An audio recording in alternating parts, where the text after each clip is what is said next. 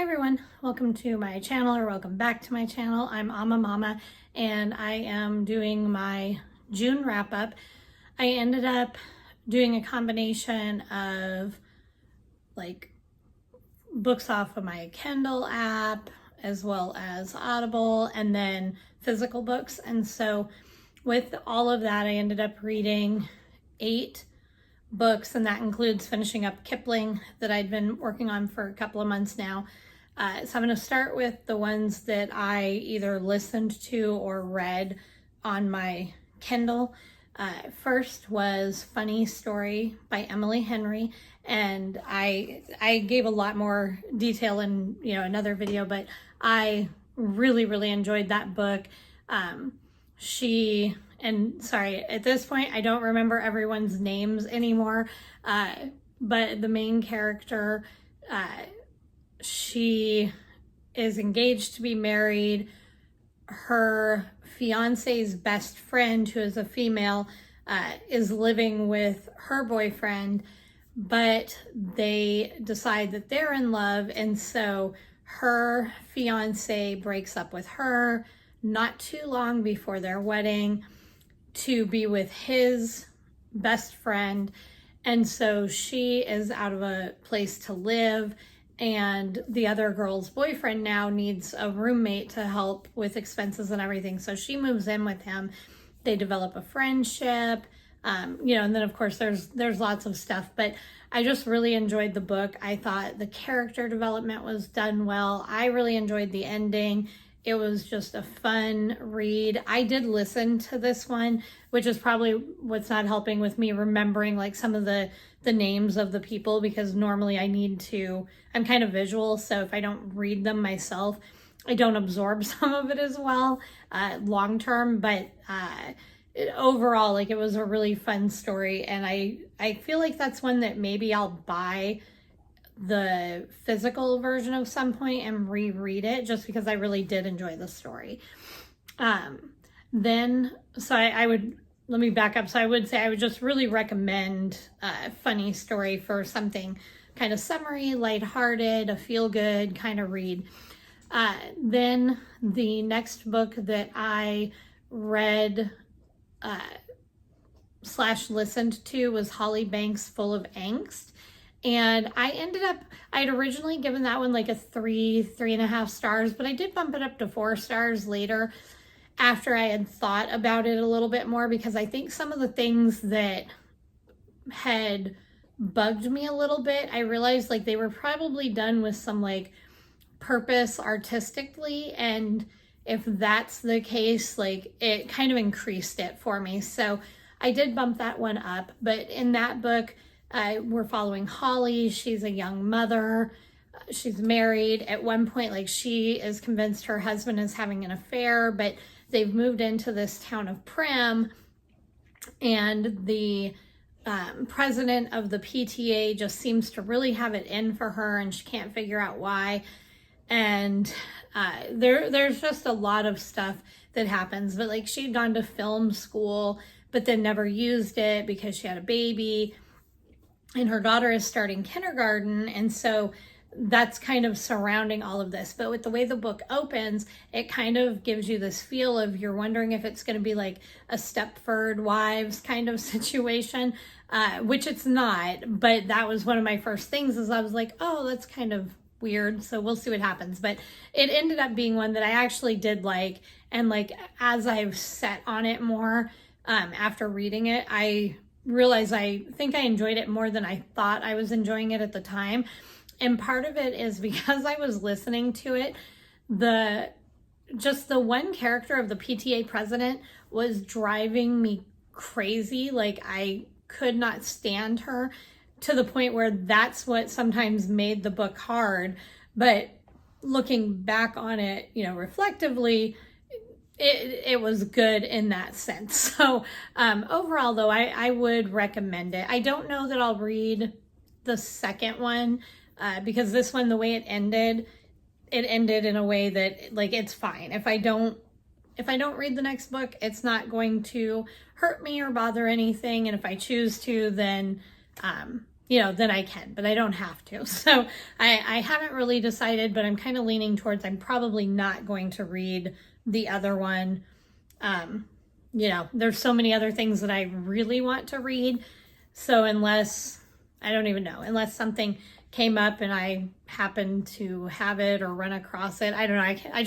I don't see myself like going in search of it to read the next one. Then the next book that I read on my Kindle was Emotional Rescue: Essays on Love, Loss, and Life with a Soundtrack, and that was by Ben Greenman. And it is what the title says. It was a collection of essays, and at the beginning of each essay, he would have a list of like songs that kind of tied into the essay, and then he would talk about them in the essay. I enjoyed that a lot more than I thought I was going to. When I first started reading it, I was kind of iffy about whether or not I even wanted to read it, but then I realized the essays weren't all that long and they were really well written, and some of them were better than others, but they had a good amount of depth to them, and he tied them into the songs that he had chosen well. Most of the music were, there were some songs that I was familiar with, but a lot of the music were things that I was not familiar with, being like much, much older. Like he even had stuff that originated from like the late 1800s, the early 1900s. So it was really interesting. Plus it was interesting even without the full discussion, like on the music itself, it was interesting to see how many songs had originated from like really, really old music that I would not have guessed. And those weren't that wasn't the point of the essays. It was just kind of a thing that I noticed when I was reading them. But overall, it was really good and I did enjoy it. So if you like reading essay works and just, reading people's thoughts about things, I would recommend that. I thought it was really good.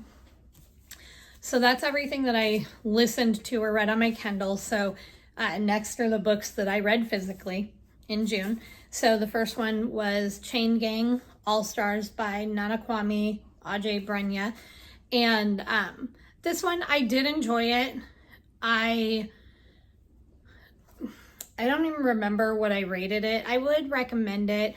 I think I wanted to like it a lot more than what I did, but I think it did a good job on touching on some really hard subjects. But I'm not sure how I felt about the ending. Like I understand why it ended the way that it did, but I don't know, just in the end, something felt a little bit missing for me, but it was really, really good at the same time. So I definitely would recommend this. Basically, there's in the prisons in the future when this is all happening, prisoners, if they are either in for life or on death row, they can like opt out to commute or convert. I don't remember how you would word that, but to change their sentencing to joining these games that they have that are basically like gladiator style games, and it's a fight to the death. And so once you opt into them, you cannot opt out of them, but you go into battle with other inmates from all over. And if you win, you stay alive and you continue on. And the goal is that after you have won a certain amount of fights, and it usually takes about 3 years for that, you are then free. What's interesting is that there's so many, he adds in like facts about like our prison system and about institutionalized slavery and like things that you might not have realized about prisons and tear gas and statistics and some of those things that were really powerful and made it really interesting. And then also to see like with the characters, some of the characters in the book truly were in there for things that they had done maliciously, but there were some of the people who, like one of the women, for example, was in there because she murdered the person who was raping her, and so she was sent to prison.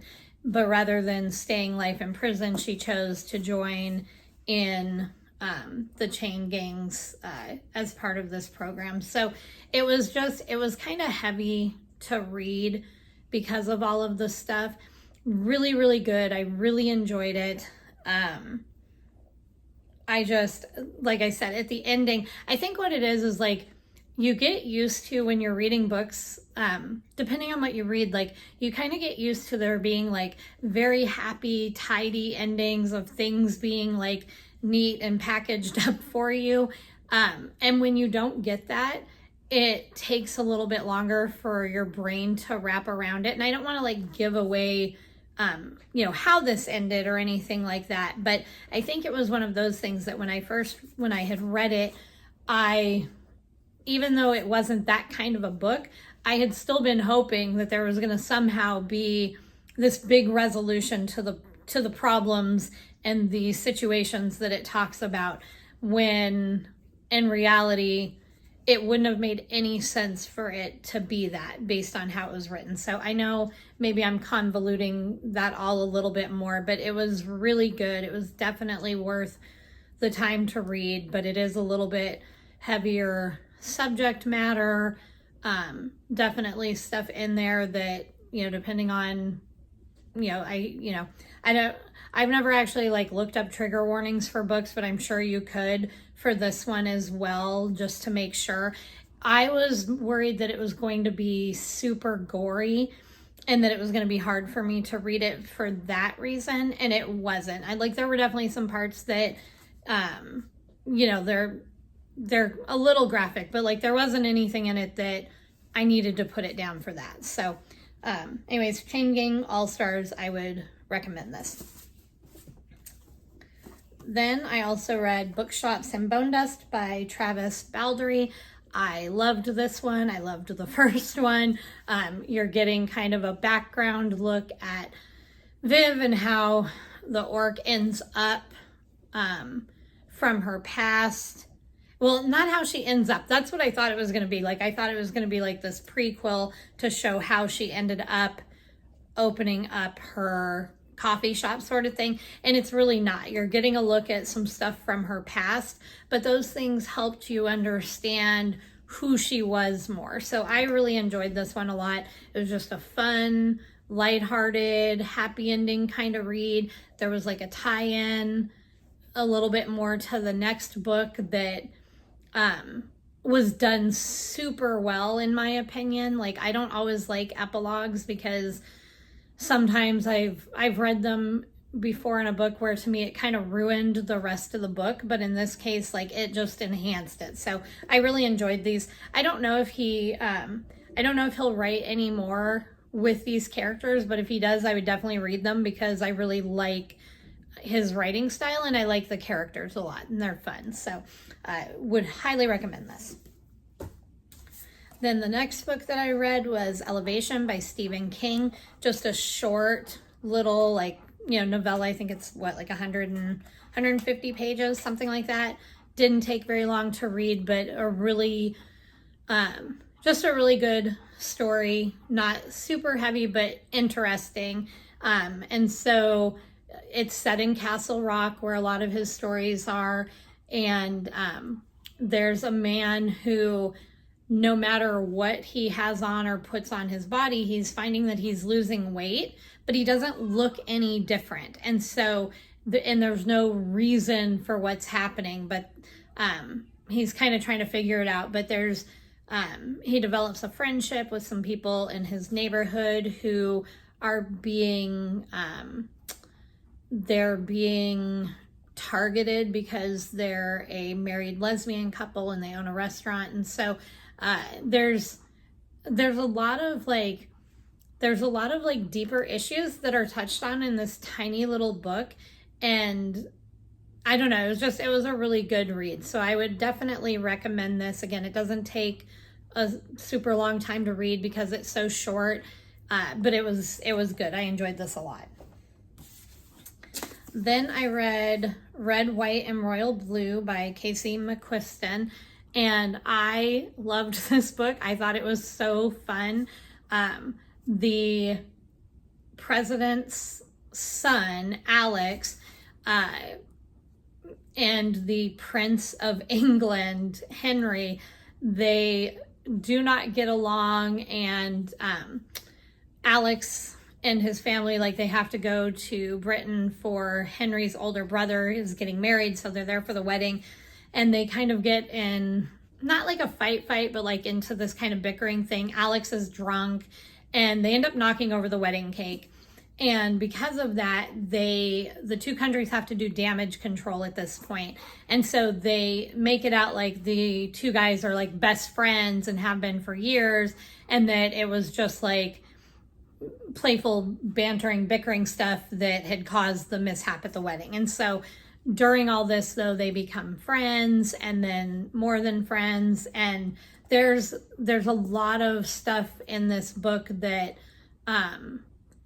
touches on much deeper, like, it is a romance, but it touches on some much deeper issues, and it was just a really good read. It wasn't so like spicy to where I found myself skipping pages like I do sometimes. It touches on a lot of like deeper issues, so it was really fun. I gave it 5 stars. I would highly recommend it.